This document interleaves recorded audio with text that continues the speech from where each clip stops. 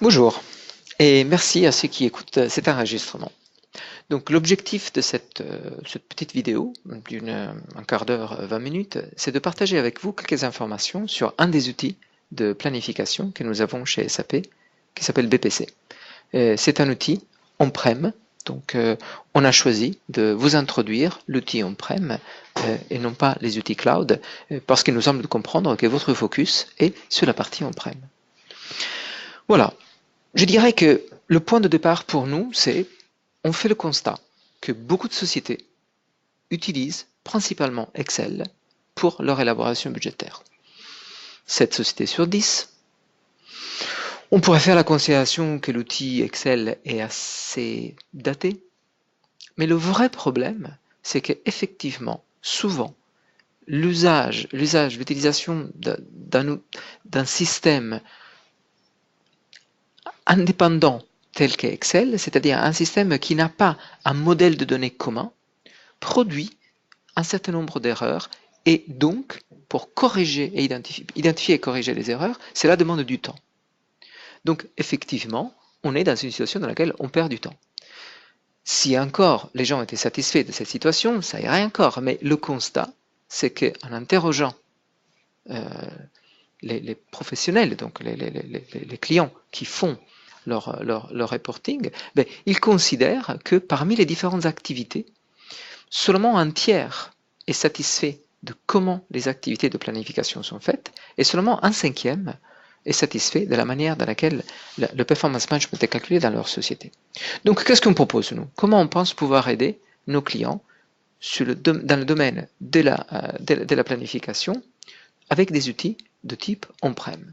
Eh bien, nous, on propose une solution qui est capable de couvrir les différents types de planning, qui est capable de couvrir les différents besoins, que ce soit dans la partie planification, évidemment, pas seulement la planification budgétaire, mais aussi le rolling forecast, par exemple, mais aussi tout ce qui est reporting.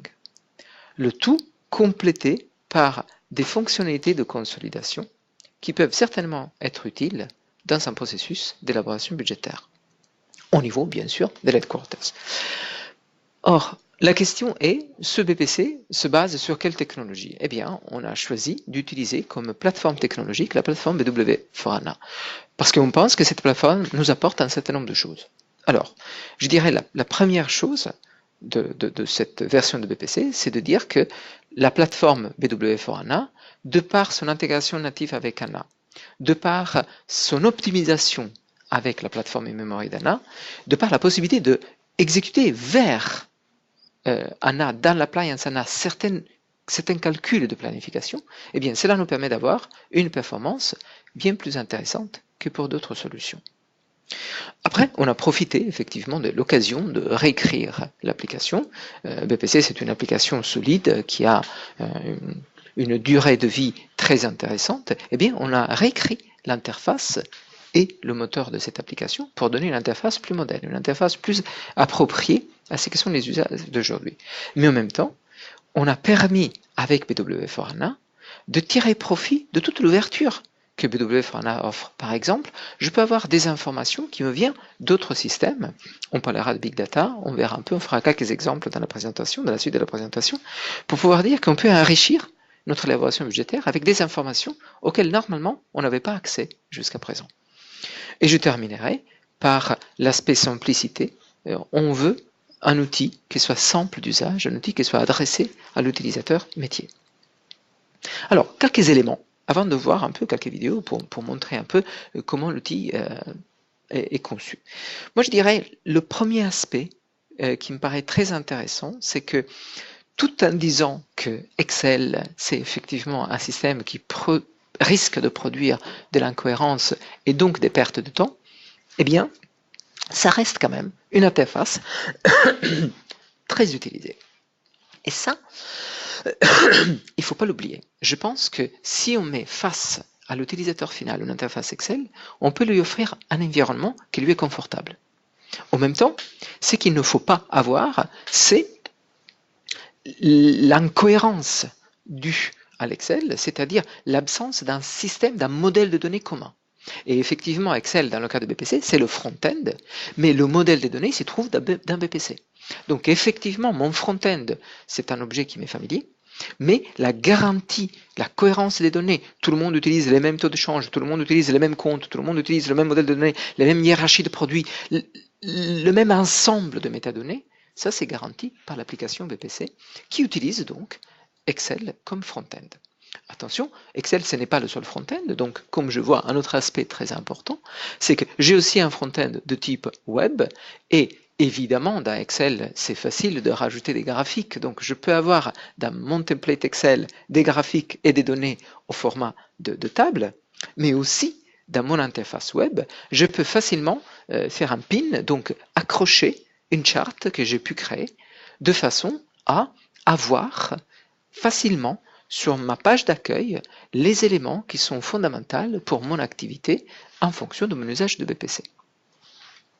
Aussi, on a voulu doter BPC, donc j'ai compris que pour vous le focus n'est pas sur les applications cloud, mais on a voulu doter aussi BPC de la possibilité de tirer profit de solutions de visualisation des données, donc de BI sur le cloud, solution qui me permet, dans le cas de BPC, de visualiser la donnée avec SAP Analytics Cloud, donc un outil cloud, mais sans besoin de bouger la donnée. La donnée ne part pas vers le cloud, la donnée reste au niveau on-prem. La donnée n'est pas répliquée dans la partie cloud. Pour pousser encore plus cette intégration avec la partie cloud, si un des départements le souhaite, on donne aussi la possibilité d'utiliser BPC avec certains départements, certaines subunits, je dirais, qui utilisent un outil cloud en pleine intégration avec BPC. Ce qui est sauvegardé sur le cloud est sauvegardé dans BPC et vice-versa.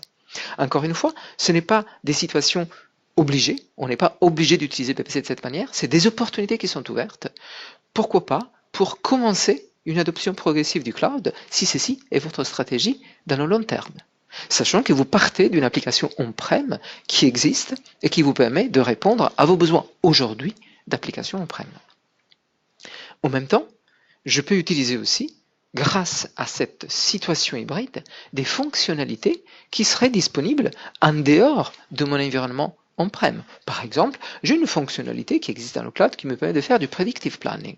Ça, c'est un cas très intéressant parce que je pourrais utiliser cette fonctionnalité avec mon BPC en disant, dans mon BPC, j'ai ma planification classique, c'est-à-dire avec des drivers.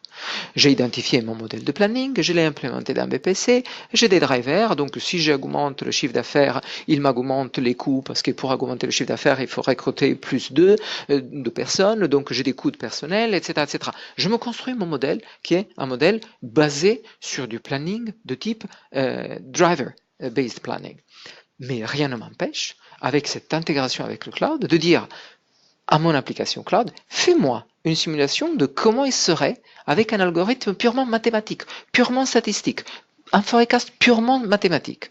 Et après, puisqu'il le sauvegarde aussi dans BPC, je peux comparer les deux et voir comment mon objet planning basé sur des drivers se compare avec un planning purement mathématique, purement statistique. C'est un exemple d'usage. Encore une fois, il n'y a pas d'obligation à utiliser cela. Je peux très bien utiliser exclusivement mon BPC avec mon planning de type driver. Je peux même utiliser les bibliothèques de predictive qui existent dans ANA pour enrichir mon BPC, comme je peux commencer à faire l'expérience du cloud tout en restant en cohérence avec le même modèle de données, avec les mêmes hiérarchies. Juste pour vous donner un peu une idée de l'ouverture de l'application. Un autre aspect qui me paraît important, on a commencé à en parler un peu au début, mais je vous avais promis d'aller un peu plus dans le détail. Mais pourquoi, grâce à cette présence de BW4, ne pas intégrer dans mon élaboration budgétaire des informations qui relèvent plutôt du big data, des réseaux sociaux? Par exemple, ça serait intéressant de pouvoir incorporer des données structurées et non structurées. Ça serait intéressant de pouvoir, pourquoi pas, avoir des informations de type sentiment analysis qui pourraient m'aider à comprendre pourquoi je n'ai pas réussi à faire mon budget. En général, dans une application de planning classique, je fais mon budget, je le compare après avec le réel et je peux constater que, je n'ai pas fait mon budget ou je n'ai pas fait mon budget dans une zone géographique ou je n'ai pas fait dans une ligne de produit. ça serait intéressant de pouvoir matcher cette information avec ce que les gens sur les réseaux sociaux disent dans cette géographie concernant cette ligne de produit. Ça pourrait m'aider à avoir des informations plus que des informations purement de planning. Encore une fois, est-il obligatoire à avoir cela? Non. C'est juste pour vous dire que le fait que BPC est bâti sur cette infrastructure technologique de type BWFR, cela me permet d'intégrer dans ce data repository tel que BWFR des informations que souvent, au moins jusqu'à présent, on n'avait jamais pris en compte dans un processus d'élaboration budgétaire. Donc, c'est porter de l'innovation dans mon processus d'élaboration budgétaire.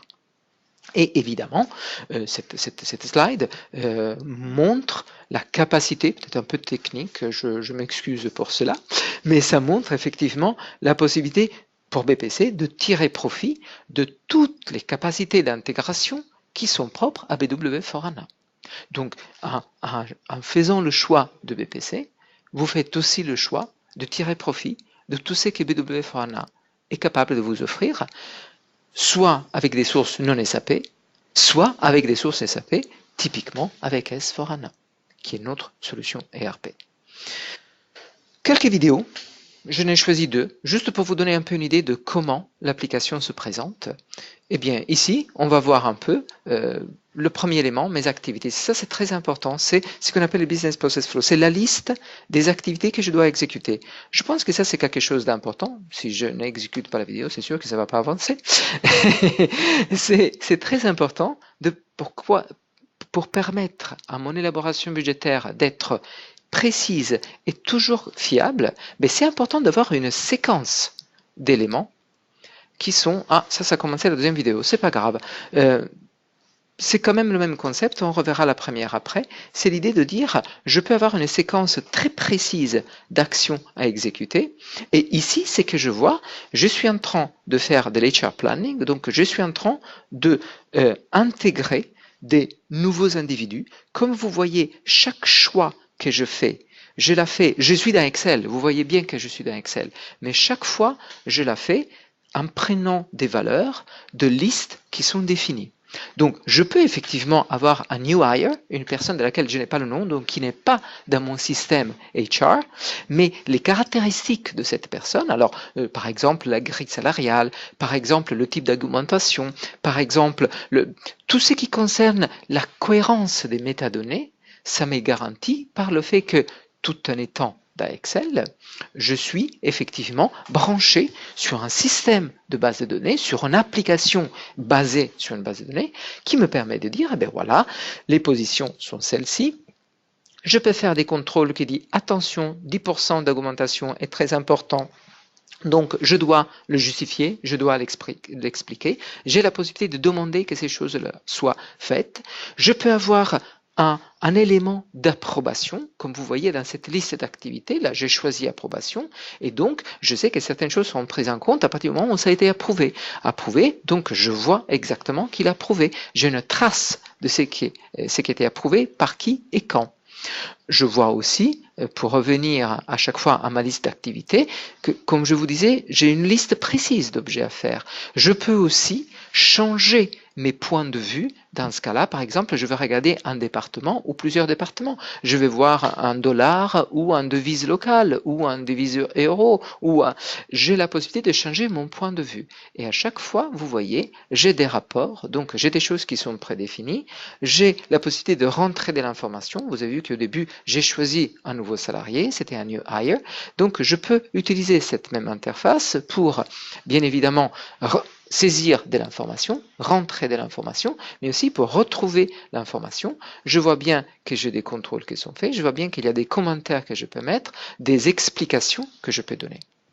C'est vrai que comme on est parti de la deuxième vidéo, on n'a pas vu comment faire certaines fonctions de planning. Eh bien, on va corriger cela en démarrant maintenant la première vidéo qui nous montrera quelques fonctionnalités de planning. Donc, je suis toujours dans cette liste de choses à faire, des activités que je dois faire. Je peux relier des documents. Par exemple, ça c'est un document qui m'explique mes politiques en termes de cost center planning. Donc mon guide, il est rattaché. je peux l'avoir là-dessus. C'est très important parce que je fais ma planification peut-être 4 fois par an. Donc c'est important d'avoir le guide accessible facilement. Et maintenant, je regarde, j'ouvre un de mes documents, je me connecte à ma source et là, je voudrais vous montrer tout simplement comment je peux saisir par exemple des montants. Alors sur le produit numéro 4, je pense être capable de vendre au total, je ne sais pas, un montant. Eh bien, j'ai des outils tels qu'un spread qui me permet de dire quel est le montant et sur quel poids. Donc, tu me mets, je ne sais pas, 500 et tu me le distribues comme tu l'as fait pour le produit 1. La distribution sera faite donc sur la base de ce qui est la référence de poids. Là, je peux mettre des commentaires, je peux mettre des choses. Vous voyez que souvent, il me dit que je suis en train de sauvegarder les choses parce que je vais vers la base de données. Ici, j'ai sélectionné tout un groupe d'objets, les éléments, par exemple, de coût d'un objet, je suis en train de les copier vers un autre produit. Et même chose, je définis un trend avec weight. J'ai dit qu'il faut que ce soit 5% de plus. Et tout ce qui a été pris pour le produit 1 sera copié dans le produit 4 avec un pourcentage en plus. Tout ça, à chaque fois, comme vous voyez, j'ai interagi avec la base de données. Ça veut dire quoi? Ça veut dire que je prends à partir de la base de données les données, donc les métadonnées, la cohérence qui est commune à tout le monde, et je positionne dans la base de données l'ensemble des éléments qui seront maintenant disponibles pour tout le monde. Voilà, j'espère que ces 2 vidéos vous ont donné un peu une idée de comment l'application vous permet à la fois d'avoir une interface simple telle qu'Excel, de pouvoir rajouter des objets. Alors on a vu des nouveaux salariés dans le premier exemple. Dans ce deuxième exemple, rajouter des nouveaux produits avec des montants qui viennent d'autres produits, en définissant des trends, en définissant comment je vais copier ces objets, donc avec 5% de plus, 5% de moins, quelle est la clé de répartition, ce qui était marqué comme weight, c'était la clé de répartition de mes objets, et le tout dans un scénario qui est structuré. D'abord parce que les données, les métadonnées sont dans ce système de base de données, dans cette application qui est commune à tout le monde. Donc si j'ai créé quelque chose, la personne avec qui je travaille verra la même chose. J'ai une cohérence dans mes métadonnées. On a vu les salaires, les grilles de salaire, etc. etc. J'ai la possibilité de faire des contrôles là-dessus. Est-ce que ça dépasse un seuil d'augmentation, etc. etc. Et j'ai surtout la possibilité d'avoir tous mes reportings avec une flexibilité. Vous vous souvenez, les points de vue, je peux voir tous les départements ou un seul département, je peux voir par devise locale ou par devise de groupe, donc avec la simplicité d'un outil qui me donne différents points de vue, mais sur les mêmes données, sur la même et seule source de vérité. Voilà, j'espère que ça vous a permis à peu près de visualiser un peu. Il y a un tas d'autres liens qu'on pourrait vous mettre à disposition pour accéder à l'application. J'espère qu'il vous a un peu donné une idée de ce qu'on est capable de vous proposer. Et bien sûr, n'hésitez pas à nous poser des questions. Merci et bonne journée.